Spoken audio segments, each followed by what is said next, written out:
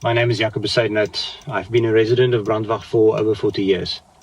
I've seen it at its worst and I've seen it at its best. And thanks to neighborhood association and private members, we managed to at least just pull it back from the brink. But there's one thorny subject that has always been the Brandwag Social Housing units, or the white flats as we used to call it. And I noticed that it became a bit of a playground for politicians, especially with the local government elections coming up soon. There's a viral clip where a member of COCTA drank water from the sidewalk due to a burst pipe underneath the pavement.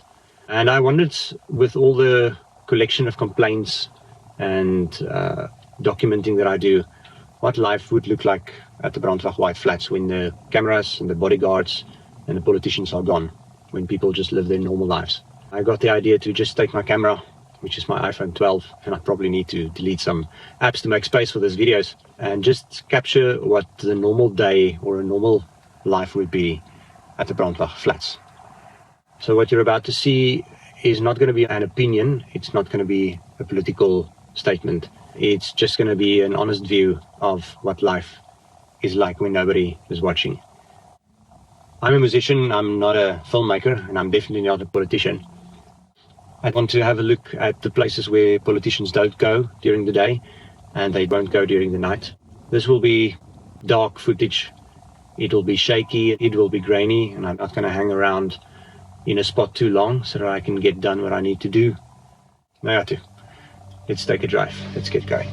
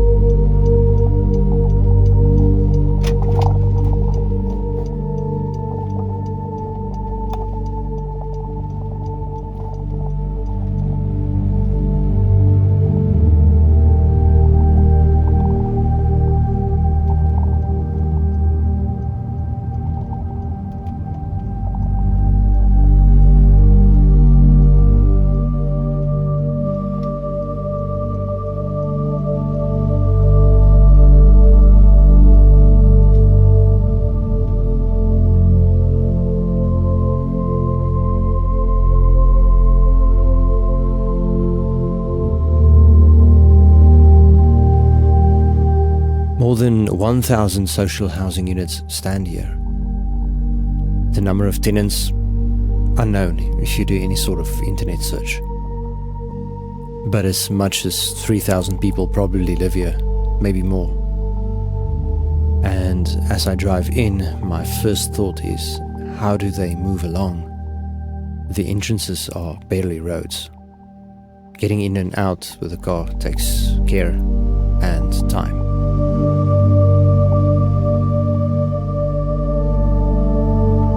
And then you're met with the boulders left behind after the expansion of the unit started. And refuse. Lots and lots of refuse, sewerage and running water.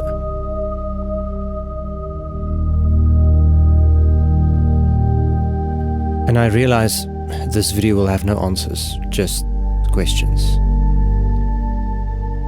How did things get here?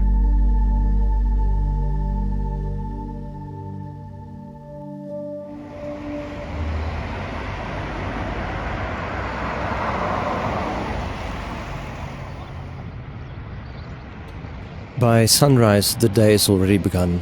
It's not a particularly cold morning. Workers are heading out, children are getting ready for school, and traffic is picking up. When you enter the city of Bloemfontein, this is the first place you see. But it didn't always look like this. First impressions rarely tell the full story.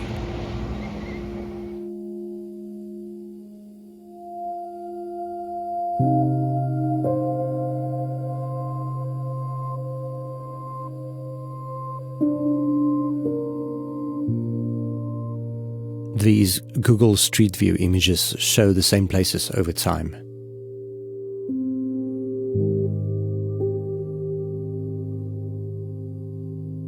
They remind us that change doesn't just happen overnight, whether for the better or for worse.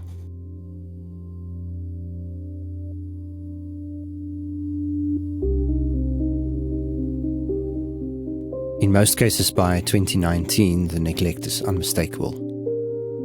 Gone are the green lawns, security fencing is broken, and guardhouses turn into living spaces for the homeless. Captured forever in time, one can see when refuse collection grinds to a halt, when sewerage starts seeping out and running freely in the streets.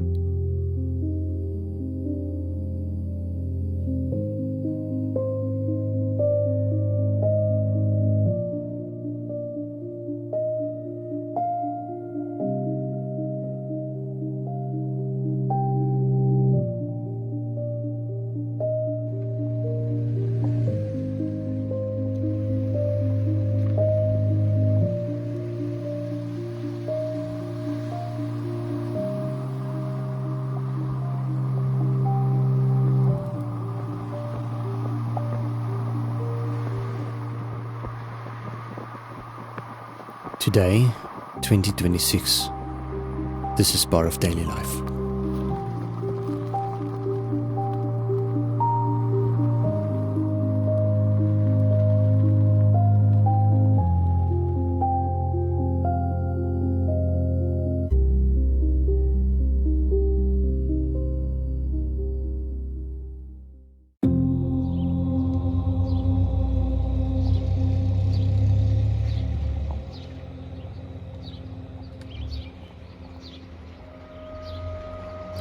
Over time, alternative access routes appeared through the perimeter fencing. For some residents, these are now the only way to reach their flats by car.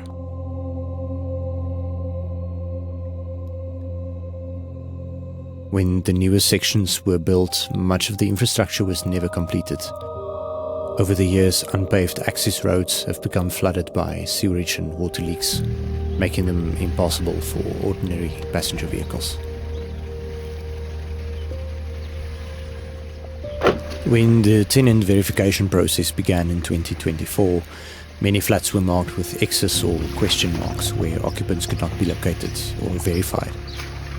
2 years later, the process is stalled, and only the markings remain. Refuse collection takes place only at certain locations, and every few months, large dumping sites are cleared. Refuse chutes still exist, but in many areas they are so far apart that some residents must walk as much as 600 or 800 meters to dispose of a refuse bag. And as a result, refuse is often dumped at more convenient locations. And then it is burned. Freshwater leaks are common throughout the complex, despite some of them receiving attention on social media. This continues even though Mangaung loses more than half of its treated water through leaks.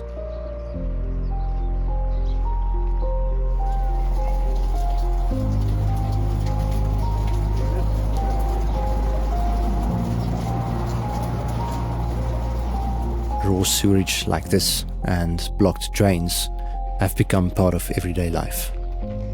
Overflowing sewage eventually enters the stormwater system, and at night, the smell of sewage often hangs over parts of Brandwag.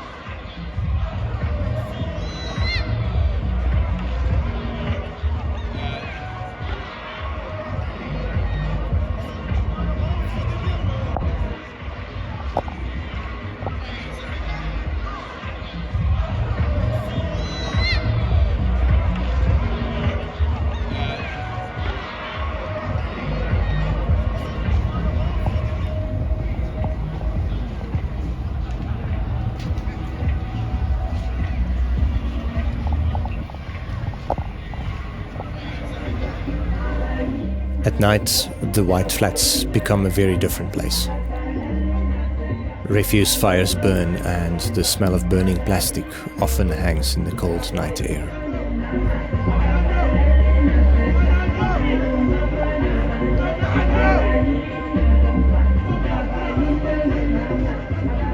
Music echoes throughout the complex, much of it coming from a makeshift car wash. Alcohol is consumed in the streets, and while children are out, sometimes cars will gather and do spinning in the same spots where soccer is played. The source of water for this operation seems to mostly come from public taps or fire hydrants. For many residents, a quiet night's rest has become a rare luxury.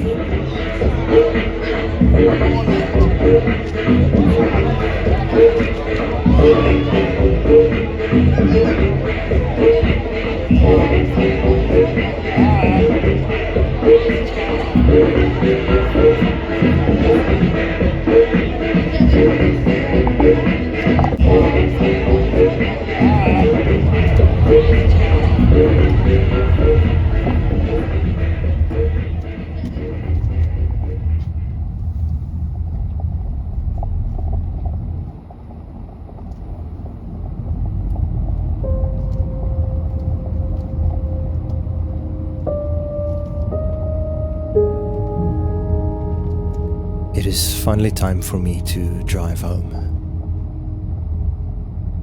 Thousands of people can't do that because this is their home. Tomorrow morning, buses will arrive, children will play, and people will go back to work. And many will continue living with what I've seen today.